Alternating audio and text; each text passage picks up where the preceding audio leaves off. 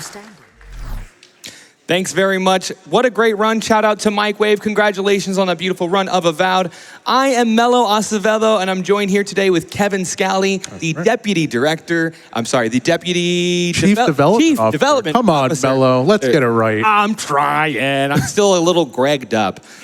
Anyway, Kevin, what a pleasure to have you here. Yeah. I heard that this is your first Games Done Quick. Is that accurate? It is, and I am so incredibly glad to be here. Can you tell me a little bit about what your experience has been like on your first day? So two things. I mean, first thing is as a lifelong video game fan, like this is such an incredible place to be, and to be seeing people play games that I grew up with and they're beating them in like record time is just a wild experience. And then the second thing is it's really humbling is that coming here from Doctors Without Borders and connecting with people that have personal connections, whether it's fundraising or family members that have been touched by the work, it's really heart-touching. Yeah, it's got to be moving. I'm sure that you've heard personal stories about how this work that MSF does affects people and even affects their home lives.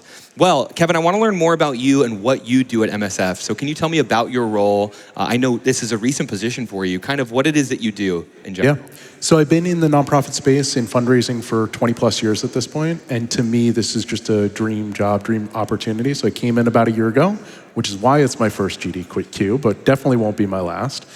And in this role, I'm working really closely with our Chief Development Officer and with a focus on making sure that our fundraising is as efficient and effective as possible.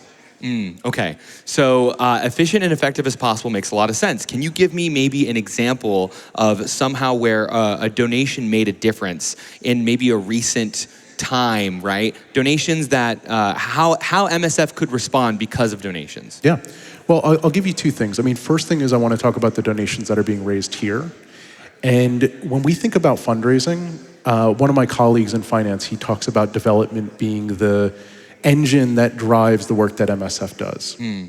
Now, like any good engine, you need fuel for it. And so the donations that are being raised here, I mean, we just crossed $100,000. Yeah, we sure did. That's $100,000 that's going to go to providing life-saving care in 70 countries around the world. So like that's literally like the fuel for that engine.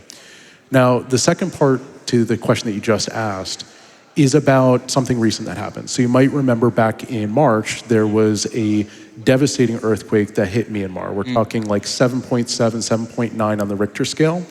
Now that killed and injured thousands of people.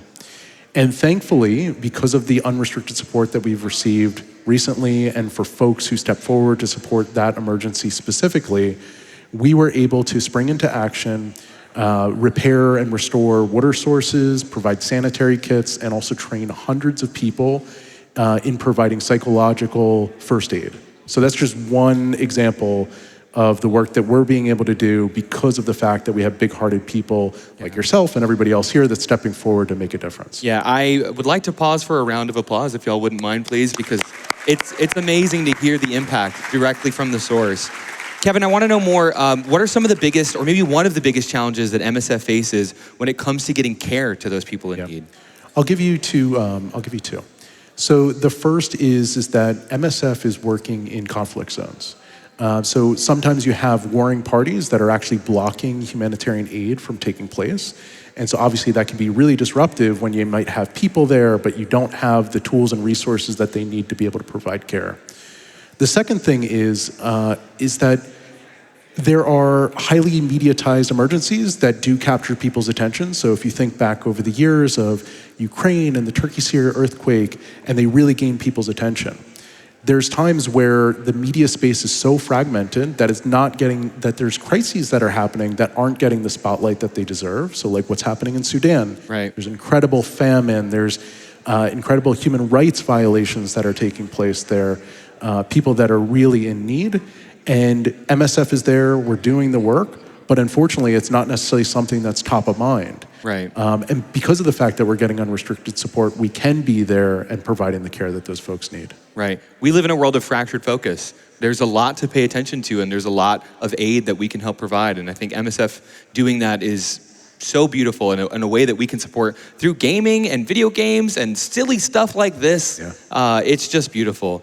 To keep moving along here, this is such a good question. So when people say they've donated for the first time, or they've recently learned about MSF, how can we help people stay connected to MSF and their mission and what they're doing? Yeah, it is a really good question. I'll actually ask you one back. So when you make an investment, so you're investing in a stock, you're investing in crypto, what is it that you do after that you've made that investment? Pay attention to like the news, see what's going on with the actual. Yeah. So if you think about, I think the first thing is that like it's a mindset. So it's a matter of, if you think about your donation almost like an investment, and you're following up and you're checking in to what that organization is doing and how they're delivering on it, you're going to be much more invested and care more about the work that's being done and actually see that return on investment in regards to the difference that they're making. So that's the first thing. And you can do that really easily, like by signing up for email, signing up for text messages, following on social media. The second thing is that you can also think about other ways that you can support the organization. So yes, make a donation today. We're counting on it. We're hoping that we get to 3 million, that we break some records here over this week. But there's also opportunities where you can actually step forward and do your own fundraising. Like you talked about playing games for good. Right. So think about ways that you can tap into your network and how you can raise money for causes that you care about, MSF hopefully included. And you can do a whole lot more good than just making that individual donation. I have so many more questions for you, Kevin. This is so thought-provoking. You're sparking so much in me. But I want to give you the opportunity. Is there a question that you wish you were asked more often about the work done in MSF, or your role even? Yeah. So good question. I would say, following on that same thread, is a matter of like how I can make more of an impact. So I just talked about fundraising, but if we go down a couple other routes. So one of the things where money is left on the table where it could do more good is employee matches. So little known thing is that when you're working for an employer, just like their healthcare and vision and dental, a lot of times they'll actually match donations that you're making to 501c3 organizations as a benefit. So you give $50, that could be doubled or tripled by way of your employer, that you literally just need to fill out some paperwork. So don't leave the money on the table. If we even kind of play that out further, is that there's ways that you can name a charity in your estate plans and your will, so that way when you think like long-term about like, hey, what type of change do I want to make in like leaving a legacy, there's opportunities there. Even like naming a charity in your retirement plan, that like, hey, if something happens to me, where do I want this money to go? So those types of questions are really like up my alley, and also really excite me because it's like, it's somebody that's really thinking strategically, not just about giving, but like philanthropy in general. Well, I love that. I want to challenge everybody at home. Actually, Kevin's challenging it. Oh, here we go. If you check in with your employer and they do donation matching, and you choose, if you have the means to make a generous donation, send us a donation and let us know, Kevin told me to because my employer matches this. However you want to use those words, maybe hashtag because Kevin said so. I love that, right? I love that too. Thank you. Kevin, last thing before we go, I heard that you're really big, well, I know that you're really big into restoring arcade cabinets and classic game consoles, and we have a picture here that we want to bring up on the screen. Tell us a little bit about your love for this. All right, so this is a Neo 29 candy cab, which is from Japan. So it got imported in at some point, and it made its way to a storage unit in Long Island, New York. It was a Craigslist posting. This is probably like 15 years ago, and I knew that I was looking for something like this. I always loved all things Neo Geo, the MVS side of like swapping cartridges in and out. And I went and got this, plugged it in, and sure enough, flipped the switch, and there was nothing. And the person that I was with was like, well, it's got to go. And so I picked it up for way less than I should have. I brought it home after some tinkering with it, probably breaking it some more. I ended up tracking down a monitor chassis that was custom built from Italy, got it sent to me. It actually made it in one piece, and sure enough, was able to get it up and running. And it is definitely one of my proudest pieces of the collection. Incredible. I love getting to know about personal interests and the people that do work with MSF and how they cross over with what we do and all of our retro gamers and fighting gamers and lovers in the world.